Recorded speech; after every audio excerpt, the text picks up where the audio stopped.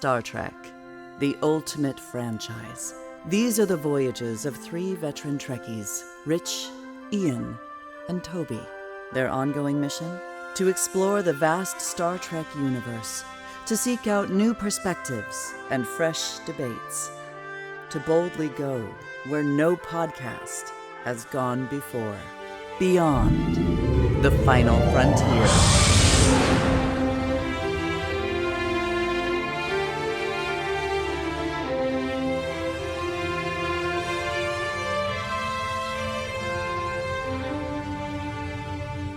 Hello and welcome to Beyond the Final Frontier, a Star Trek podcast with me, your host, Rich Matthews, and my fellow Voyagers, Mr. Ian Spelling. Hey, everybody. And Mr. Toby Weidman. Hello. So this episode, we're taking on the central tenet of all of Star Trek, Starfleet, the United Federation of Planets, which is the Prime Directive. The rule that says you cannot interfere with a growing civilization's trajectory by polluting it with future technology, experience, or knowledge. It's quite a biggie. Is it all Federation? No, I said it as soon as I was saying Starfleet, that. I was waiting quietly to think, is someone going to go, no, it's just Starfleet, Rich. And then I was like, but, okay, maybe no one will do that. Maybe they'll just let that go. But no, you're right. It's only Starfleet. But it must be a Federation thing. If you have members of the Federation going around randomly breaking the Prime Directive, wouldn't that cause a problem? Yeah, you'd get Section 31. Maybe. But there are, so like, is it Nicholas Rosenko? He breaks the Prime Directive, but he's not he's in the Federation, but he's not part of Starfleet. So. No, but they do threaten him with prosecution. He's going to be put in the brig and he's going to be taken back. I don't remember the episode long enough, and well enough, and I didn't rewatch it. So, no, it's all good, right? Okay, so Ian, today, if your game will kick off with your number 7. Absolutely. Number 7, Dear Doctor, Enterprise, eugenics, but this is essentially the way they back canon, for lack of a better phrase, the Prime Directive. And I thought they did it really, really, really well. It just was an interesting premise. It dovetailed properly with what we've seen, but it also established the rules. It vindicated, in my mind, in many ways, the premise of Enterprise, taking us back to the very beginning and where some of these things came from and how and why and what they stand for. Dear Doctor, for me, is a solid number 7. And if there weren't so many other good options, it would be higher because of its importance to the franchise. Yeah, it's my number 6. Okay. Yeah. I considered it. It's in my long list. I think I kind of ruled out Enterprise just because it predates the Prime Directive, but I understand what you're saying in terms of like it's setting up the reasons for creating. It's a really interesting conversation. General Order number 1. Yeah. It's a great retcon, is what it is, but it actually serves a function that carries on to this day. I think if we ever do an episode on retcons, that would certainly be an episode that would be. That's a really good point, Toby. Yeah, no, absolutely, and I think it's just philosophically, I love the idea of Archer. I think the word he uses is doctrine, isn't it? We need a doctrine, which is such a crucial philosophical tipping point for the growing Federation in terms of and Starfleet and what it means to say, well, exploration doesn't mean assimilation, actually, to think about sort of the Borg approach to things, that it's about respect and care and then obviously we'll get to other episodes, and that's a reflection of that prime ethical and moral where it's principle versus morality and which one wins out often. So yeah, and I agree. I think it's a really nice Phlox episode. I know, John Billingsley really likes it, and one of the joys of Enterprise, which I have now started a rewatch of, is when they give Billingsley and Phlox the room. He because sometimes he can feel a bit like Neelix, but when he's got layers and depth, and he's such a soulful actor. That when that side of things is allowed to sort of percolate and come through, and his ethics and his the breadth of his knowledge, experience, and life come through. It's just really good, and this is a great. I love the fact it's that conversation. For me, it's why it's number 6. What's your number 7? My number 7 is Prime Factors, Star Trek Voyager, season 1. Yeah, season 1 episode. Because if I'm right, and you might be able to correct me on this, isn't it the first time when Starfleet are on the other side of the argument, where the Sicarians don't want to give them the tech because they have a canon of laws which includes non-interference and not sharing their technology to advance another species. It sounds right. Others hinted at it, but that sounds right.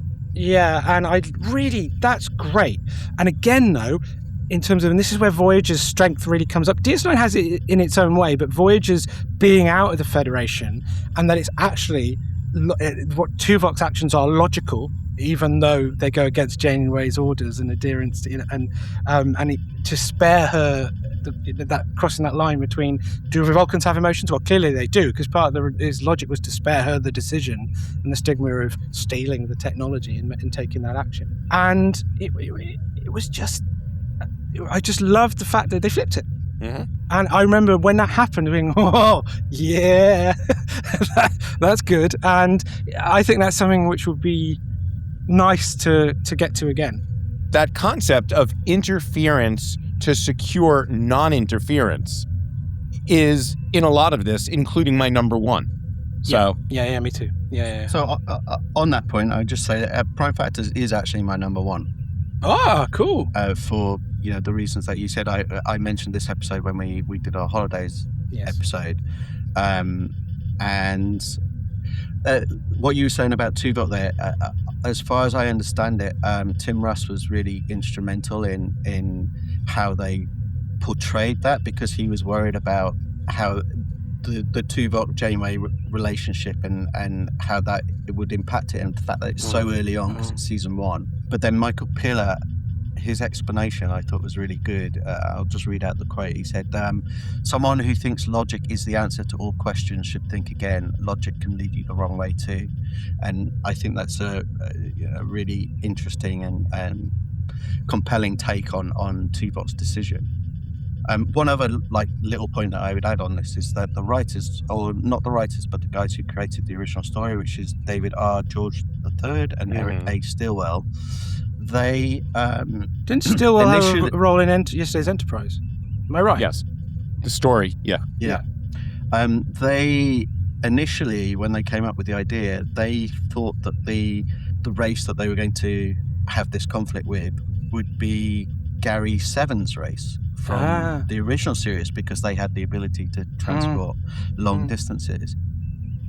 I can understand why it was changed, because they want to make it. It means that you have to have some knowledge of Assignment Earth as a story, but I would have equally, I would have quite liked it if they'd gone that route. I think that would have been quite a nice little interesting addition. But to it the goes story. right to our conversation about this point of you didn't see all of Discovery, so some of the things didn't carry over for you into the pilot of the new show. So it's interesting. Yeah, because the Sicarians are mentioned, aren't they, in Picard, aren't they? Yeah. Yeah, I was just checking. They're mentioned. They don't come back, but they're mentioned. Yeah. So I think initially they were planning on being a bit more regular in Voyager, and they weren't interesting enough. They didn't really know what to do with them, so they didn't do it. But no, yeah, I think Piller just didn't think they worked that well. Well, no, okay then, Toby, carry on. What's your number 7 then? My number 7 is the Lower Decks season 5 episode, Fully Dilated. It's, as always, it's a fun episode. The Prime Directive is very much in effect, with Mariner, Tallinn and Tendi visiting a pre-warp society, Dilmar 3, to reclaim some future tech, which actually turns out to be Purple Data's head. So we've got Brent Spiner in the episode, which is, I love. And this is where the Prime Directive it actually works.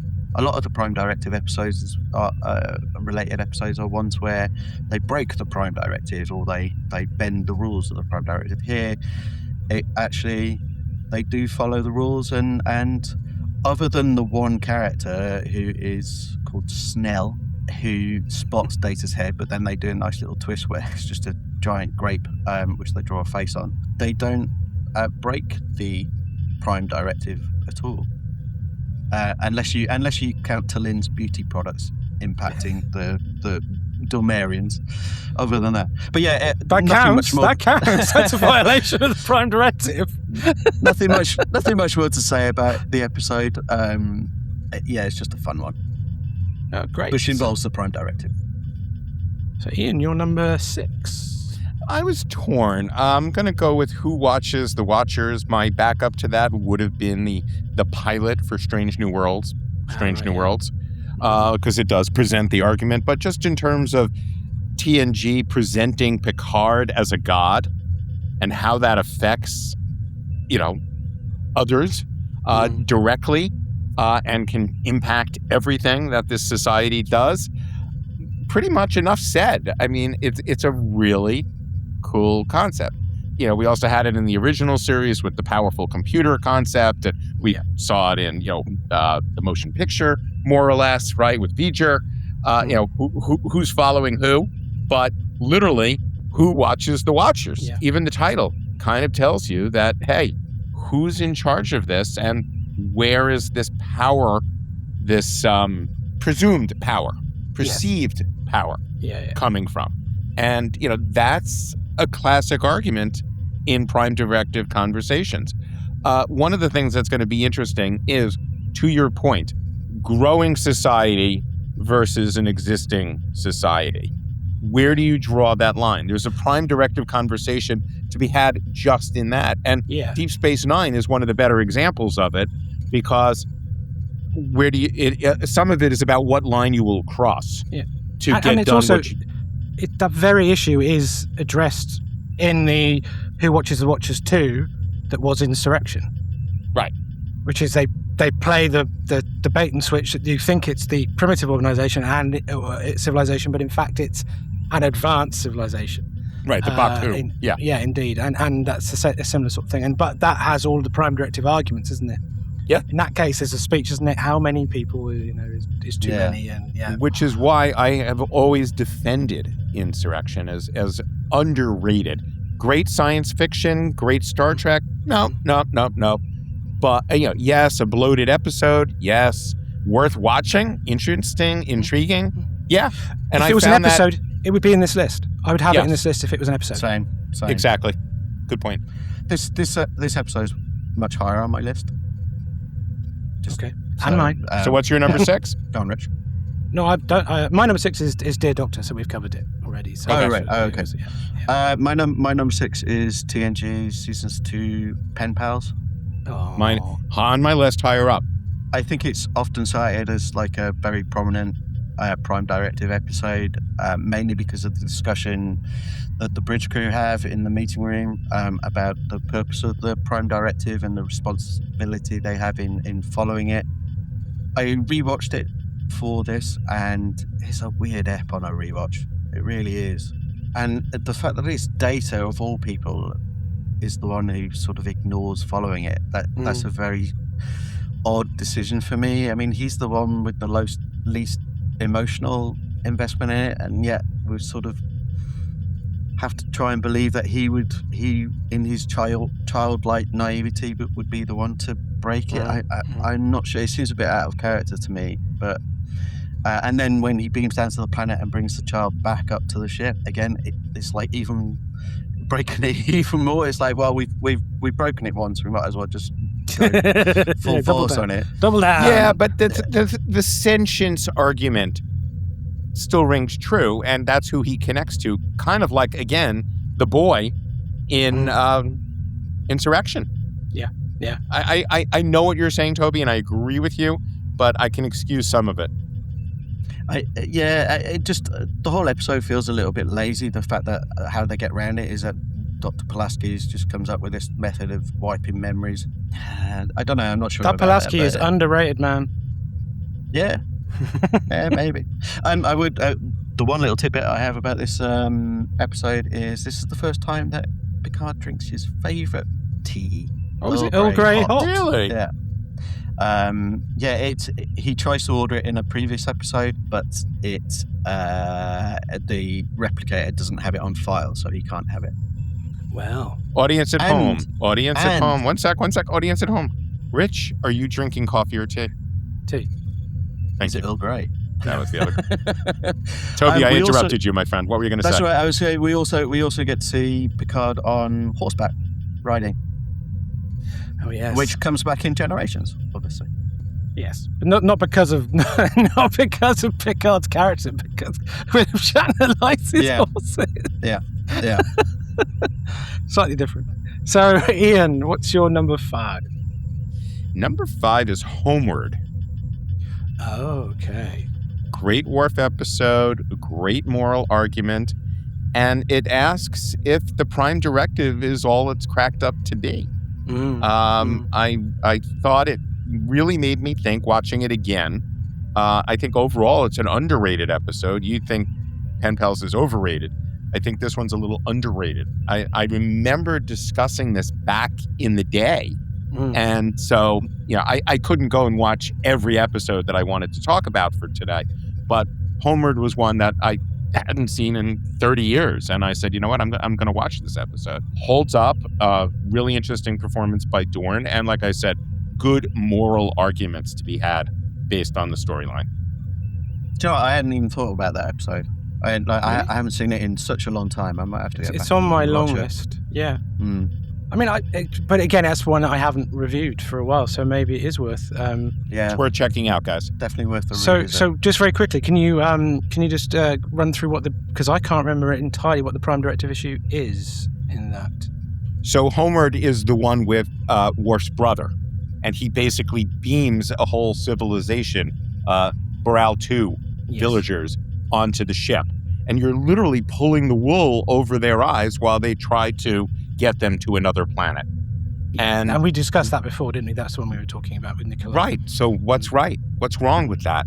Is it for the best of these people?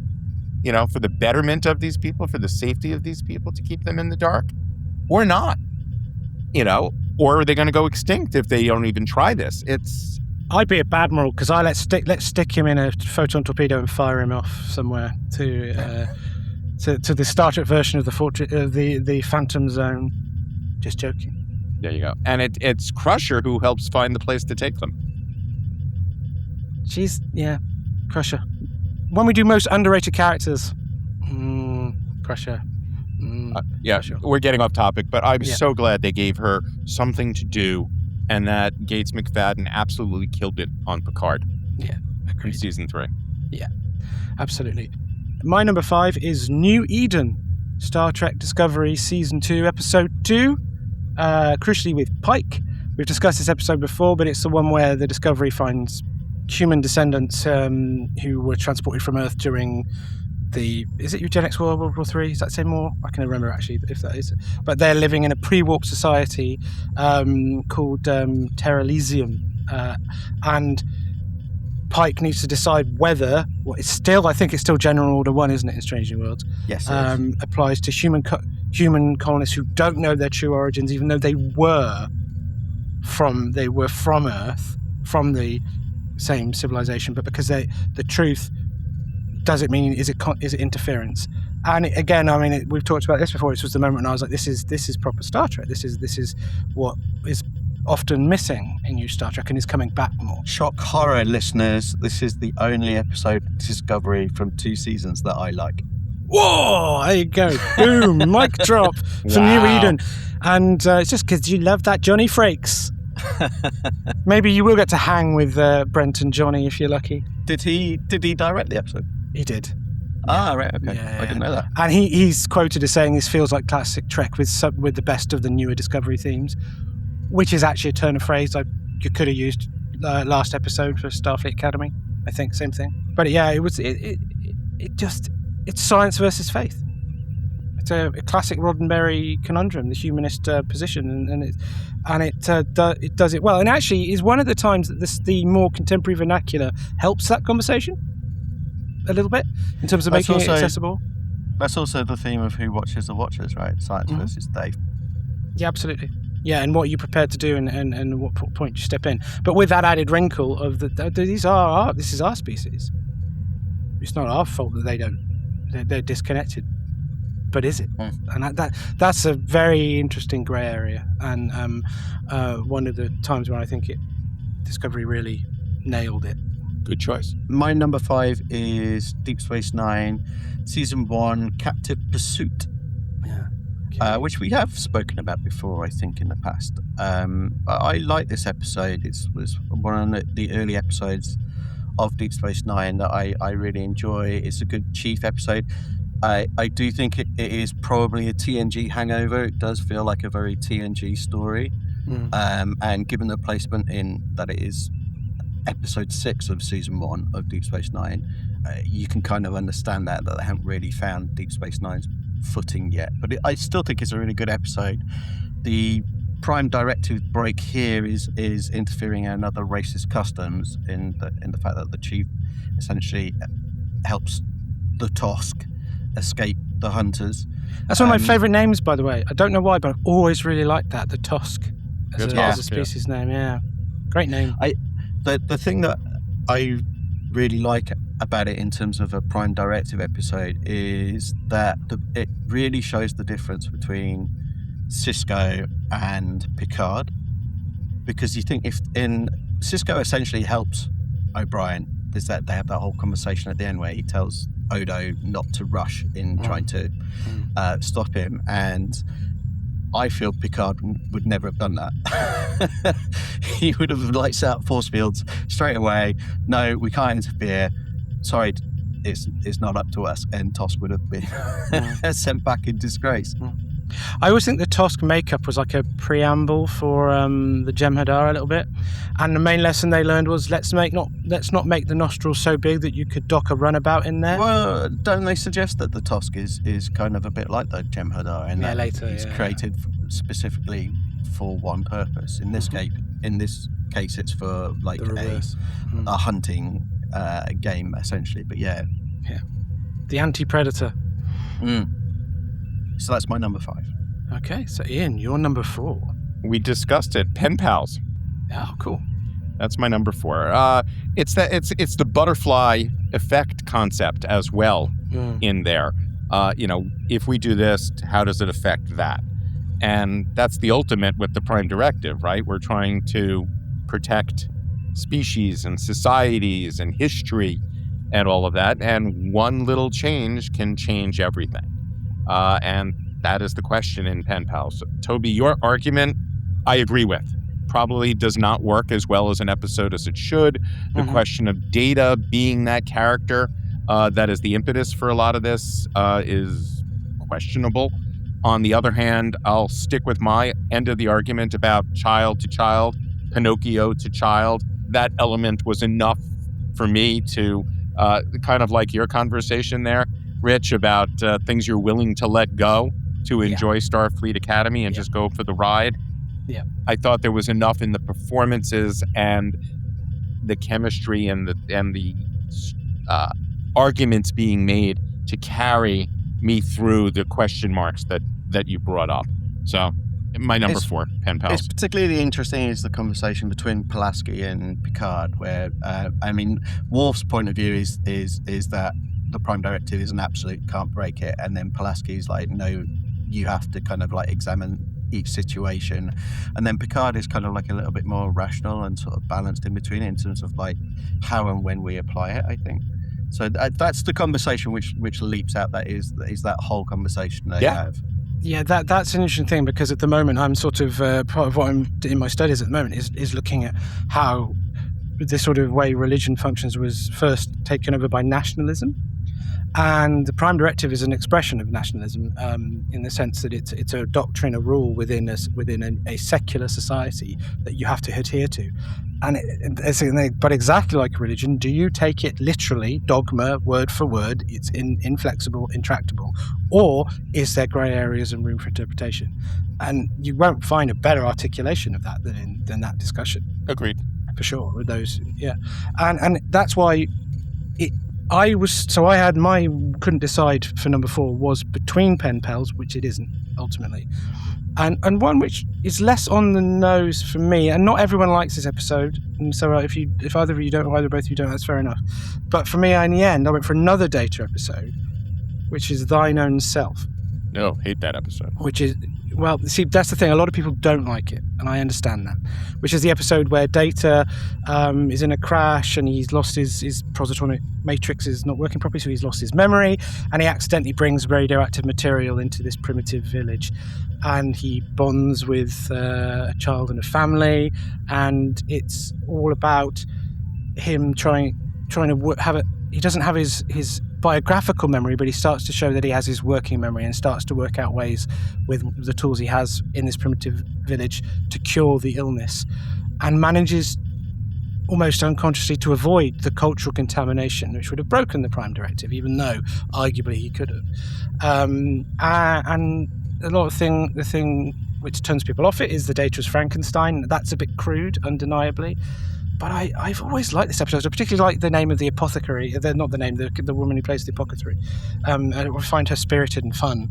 And hearing her... I do like her argument about the elements. Yes, That's exactly. And her pseudoscience and how it's very much like the four humours from early human medical history and things like that. And I really enjoy all that.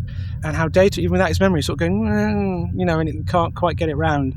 And I genuinely feel the stakes, like, oh, please cure this before people start dying. And so it's not as overt in its Prime Directive examination. It's not really about that in the end, but it is played out. That is all in there. And it's an interesting reversal of what you were saying about how Data in Pen Pals accidentally violates the Prime Directive, or could have, whereas in this one, even without his memory, he doesn't break the Prime Directive, and the cultural contamination of what could have happened is minimised, and it doesn't shift the course of that culture too far. So Cultural contamination, I like that. Good phrase. And also, this theme is revisited in Insurrection. Yeah. Again, at the start. Yeah. So again, I accept it's not a huge. It's a divisive episode, but for me, it's just a little bit more. It's a Prime Directive adjacent episode more than it is Bang. But I really like it because all I remember is when we said what the theme was. This was one of the first episodes I thought of, and then rewatched it and thought, well, actually, it's not, but it is, and I found that in the end won over for Pen Pals. And if it is to you, it is. So it's as simple as that. Yeah, absolutely. If you want my opinion on that episode, it's somewhere between the two, and guess what? It's fine. It's fine.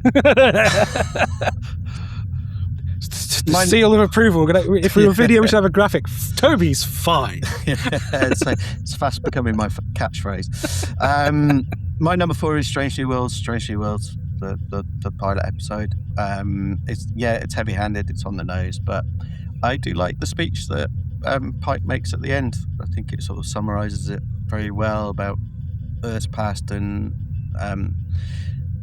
not to replicate what happened on Earth. I think that with that moment, it sort of sealed the potential of this show.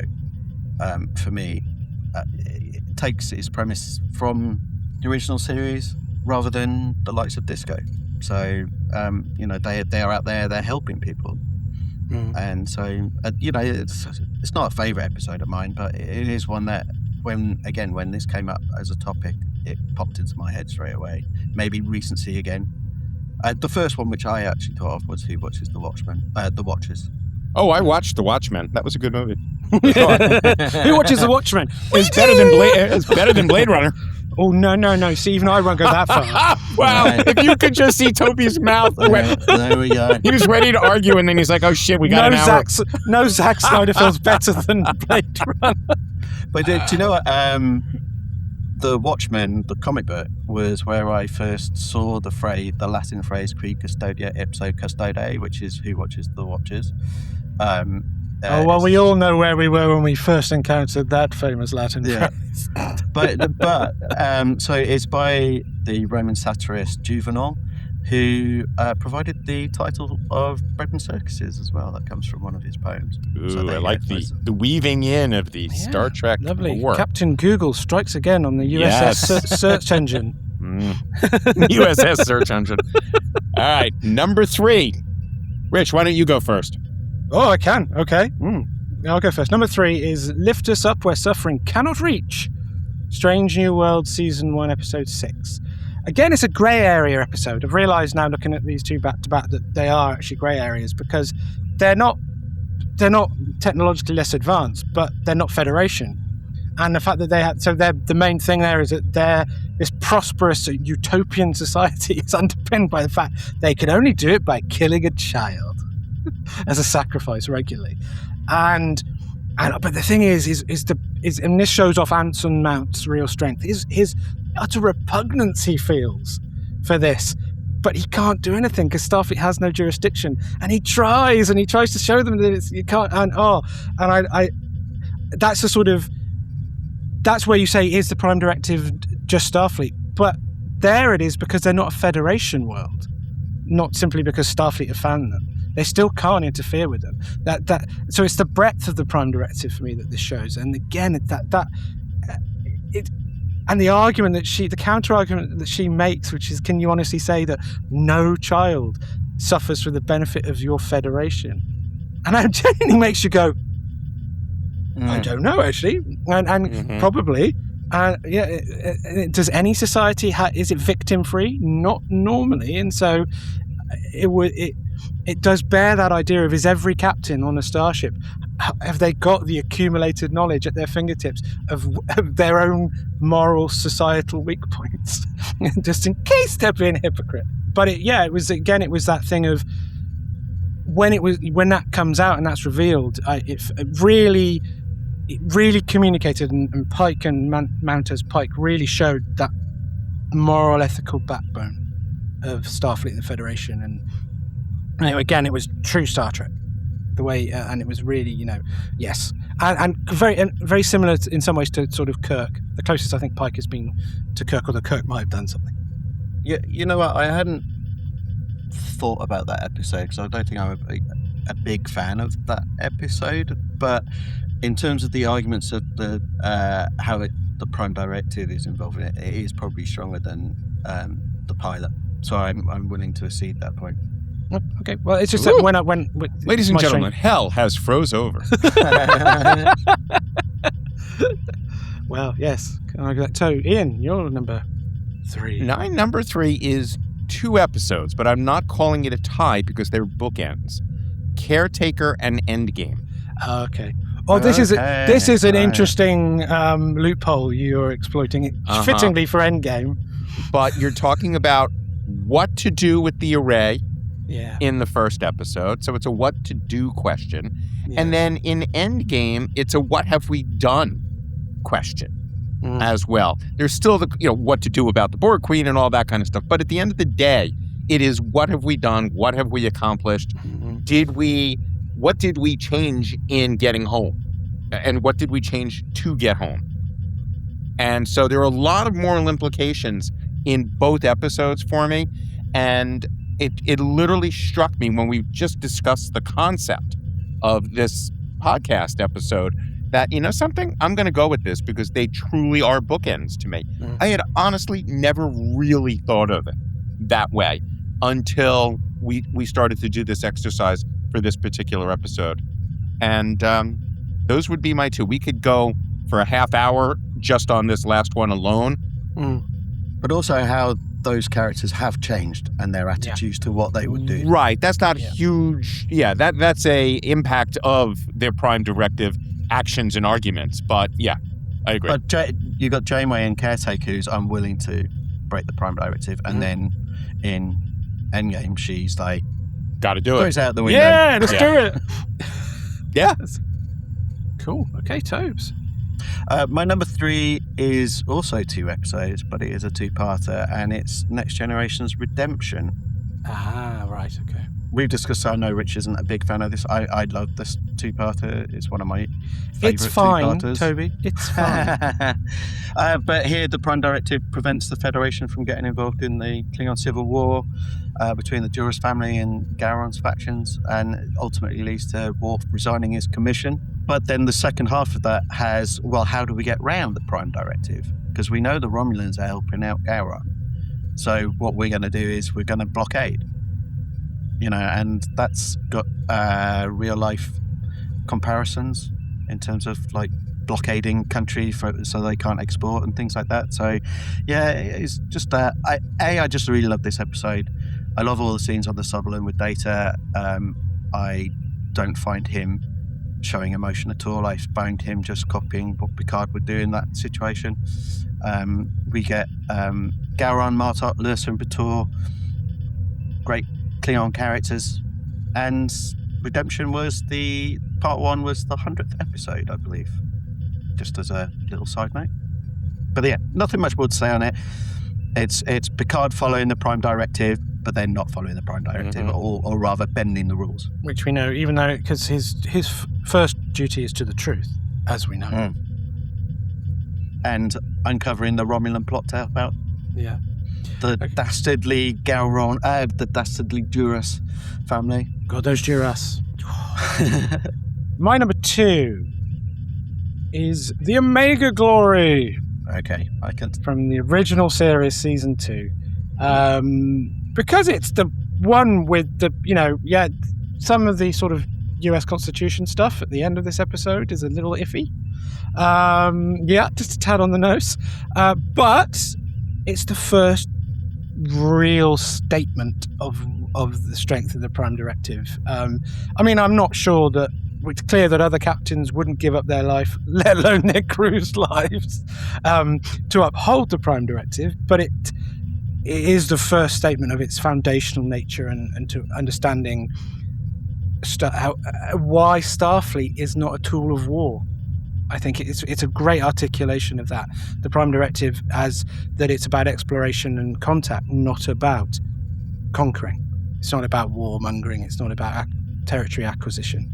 And while we think of the Prime Directive primarily as protecting other cultures, it's about protecting the nature of how you can have a military, essentially, but it is not a tool for... It's like karate. You have the military so you don't have to fight. Right. You have Starfleet so you don't have to fight. And that's the point. And that's what this very on the nose episode undeniably does. And it's unusual for me to score something this on the nose and from the original series this high, but it's such an important one for me. And in the end, I've realised that Patrick Stewart's Picard does have his moments, but no one's quite as beautifully full of gravitas like Shatner delivering Kirk's perspective on the Prime Directive, and even the fact, even when you start to break it down, it sounds ridiculous. The combs, the combs, I can't remember exactly how you say it, but the yangs and but the USS Exeter and Tracy, Captain Tracy, violating the Prime Directive to basically gun run and it's just it's again on the nose. But the first full articulation of the Prime Directive and its meaning, centrality in the meaning and purpose of Starfleet. That's why it's my number 2. Well, Picard is willing to give up his life in Who Watches the Watchers, which is my number 2. That's how the episode ends. Is that he's but not his crew, man. Not his crew. Kirk would torpedo everything, man. Just to finish that, because this is my number 2, is one thing that I thought was a really nice callback was that when he takes the Mintakan leader in bunny ears, Nuria, up to the ship and he shows her planet from space, that then comes back in First Contact when it isn't First Contact, but in Insurrection, bring up Insurrection again, when Picard tells Anish that they're seeing his home planet from space for the first time was when time stood still for him. So it's obviously got a very meaningful thing for him to see his planet, and he projects that onto her, and she's also obviously very impressed by it. Yeah, slightly better than Alfred would have gone, hey, come check this out, it's cool. Look at this. Yeah. Earth, baby. Yeah. Look at this bird. It's Earth, man. You're in a spaceship, man. Cool, but we haven't had Ian's number 2 yet. My number 2 is in the pale moonlight. Oh, wow. Yeah, great. Yeah, good call. Sisko, obviously for lots of occasions and lots of reasons, tends to break the rules, right? To get what needs to be done. Now, is it a civilization-altering thing in the sense of it's a growing civilization? No.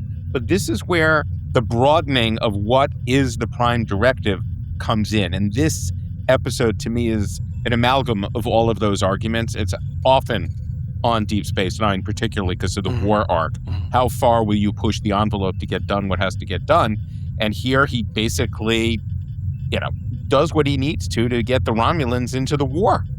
That is breaking the Prime Directive, in my view. Does it match the argument, what you set up at the beginning, Rich, of will it affect a growing civilization?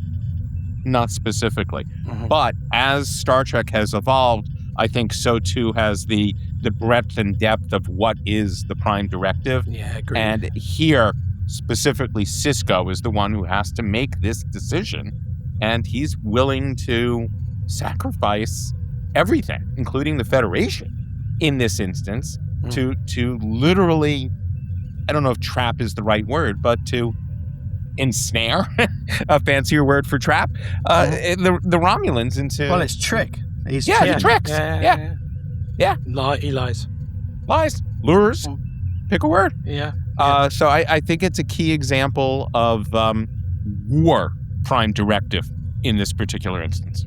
I must admit, I didn't include this one because I'm not sure whether I agree it's a Prime Directive episode. Okay. I think he's breaking rules, lots of rules and regulations by doing it. But yeah, I in terms of how I see the Prime Directive, but it does fit. But it does fit with what you said about the Klingon one. Yeah, with the Klingon episode with the redemption. Because if you don't, if they don't interfere in the Klingon because of the Prime Directive, then they wouldn't do this. Right. Yeah, I see that as an argument. I'm still not sure if I'm convinced by it. Okay. That's good. No, I think it's interesting. I mean, in the sense that the Prime Directive is the genesis of all of the moral and ethical choices. But it is the ultimate instance of interference. Yeah, it is. Yeah, I can see that. But it doesn't fit a growing civilization concept. Yeah, absolutely. Well, my number one very much does fit that model. We've talked about it already. My number one is Who Watches the Watchers. I think it's the quintessential Prime Directive episode. It's a perfectly constructed 44 minutes, 42, 44. It's 44 back in like 1989, isn't it still? Story, lovely teleplay construction. I think it's Richard Manning and Hans Beimler. And as we've talked about it at length already, I won't go over it again, but the central idea of Picard, again, showing the sort of that he doesn't, technically his attitude is a breaking of the Prime Directive, which is that they think he's a god, but he says, I will not allow a culture to fall into the dark ages of superstition. Now, and he can only make that decision because of the fact that it's because of a breaking of the Prime Directive, and they weren't a very mythological society in that sense at that point. The Minarkans, or was it it's the Mintarkans, sorry. I love the whole thing. If you need proof that I'm not a god, then you can shoot me, and you'll see. And it's a really beautiful piece of. Even though I'm not a huge fan of the Romulan, even the proto-Romulan sort of mega V forehead that was introduced in the Next Gen era, especially because proto-Romulan or proto-Vulcan. Proto-Vulcan, sorry, same thing. But I mean, that's what I mean. But it is that. But that's the Romulans still have the V, which seems to say we're Vulcan. That the Romulans have, whereas not all Vulcans have that, do they? In Next Gen because of Spock and Sarek. But yeah, it's a lot of people don't. A lot of fans don't like this episode, which I don't understand. I think it's. I think it's the anti-religious aspect of it. Well, maybe, but it's eloquent. And the thing is, it's an eloquent episode. It's It's eloquent, but leaning very much on one side of the argument. But that's Roddenberry's side of the argument. That's the humanist side of the argument, and he's not decrying religion per se. He's saying he will not be party to creating one, which is a very interesting distinction, I think. But you kind of get the feeling that he is objects to, and throughout Next Gen, you get the, Picard is an atheist. Yeah, I'd say so. I think probably, but then I think you could argue, I think Roddenberry's version of Star Trek, everyone in the Federation pretty much, everyone in Starfleet, certainly in the Terran system, are atheists. That's why Picard would have struggled on Deep Space Nine. Mm-hmm. Okay, so Ian. Number 1, it's a tie. Prime factors, which we already discussed. Yeah. Okay. Which is my number 1, so I'll just... with a private little war. Oh, okay. Yeah, that was another... I think this is the ultimate, for me, interference, non-interference question mark, right? I mean, you've got Klingons and our good guys, and the Klingons have basically broken our equivalent of the Prime Directive. Mm-hmm. What are we going to do about it? We're going to break the Prime Directive. Do 2 wrongs make a right? Mm-hmm. It's the classic setup for the argument of the Prime Directive. How far will we go? It even ties into Endgame for me, as well, actually, and Caretaker, just in terms of what will you do and what are the consequences of what you do. Is a correction still a violation? Is it right? Or is interference? Yeah. Do you know the old phrase? It's like fighting wars is like fucking for virginity. They just don't go together. And interference to secure non-interference, which was my argument about Prime Directives, right? Which my support of your argument about Prime Directives, not my argument as an against. It's the same question mark being asked here. Interference to secure non-interference. It's like the one that's like the one in Deep Space Nine. Are you willing to destroy paradise to protect it? Right. It's a contradiction. So, yeah, private little war for me is number 1 because I think it distills that conversation. It's kind of a crude episode. Yeah. Kind of like when Kirk fought the Gorn. Was there anything cruder well, like than the that? Omega-Glory, same thing. Yeah. Right. But on the other hand, just that story concept for me, and it directly ties in, like unlike, say, in the Pale Moonlight, which to me was the next step in the Prime Directive argument, this is core to the argument of the Prime Directive. So, thus, my number 1. So, a private little war, Omega-Glory and Return of the Archons were all original series ones that I rewatched. Ultimately, I went for different episodes. I also watched 3 Voyager episodes, which didn't quite make the list, which was 30 Days from season 5, Time and Again from season 1, and False Prophets from season 3. All ones where the Prime Directive. I just the ones that I picked, I just felt there was more of a connection for me. But I don't disagree with you picking that as your number 1. I can understand why you would. No, I mean, I absolutely, yeah. It's. Is there an insult in there somewhere? I understand why you would. That's fighting words. Good thing you're on the other side of the pond, young man. We both have a love for the original series. And Yes.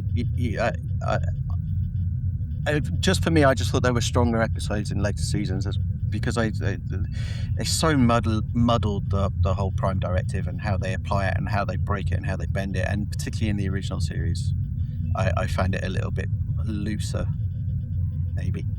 Because it was just a storyline from a humanist. And then it became this great lore that Star Trek is all about.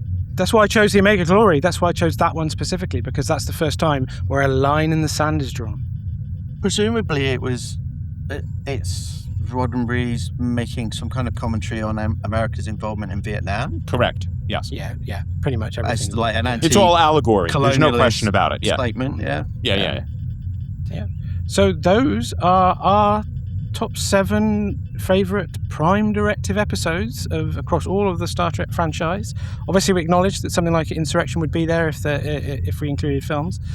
But what are yours? If you don't agree with us or think we're crazy, as ever, please do let us know. Drop us an email or contact us on social media or in the comments. All the details are included in the description. Otherwise, we will see you next episode, Beyond the Final Frontier. Peace, love, and logic, everybody. Ta-ra a bit, and thank you, Ian, for including Blade Runner in this episode so that I didn't have to. Tobe, you are welcome, my friend.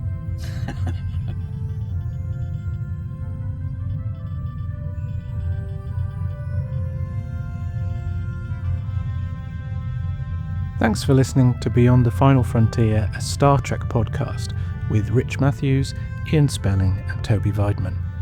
If you want to get in contact with us, you can email us on beyondffpod@gmail.com or check us out on social media. You can even join our Patreon at BFF Beyond the Final Frontier. Huge thanks go out to Alex Weidman for the brilliant original music. Please search Alex Weidman Composer on YouTube to hear the full fantastic theme and more. Also thanks goes to award-winning voiceover artist Cissy Jones for our excellent opening monologue. Find out more about her incredible work at cissyjones.com. And of course, last but not least, our brilliant artwork comes from the designer Russell Seal. Discover more of his work on behance.net/Russell Seal. Thanks again and see you next episode, Beyond the Final Frontier.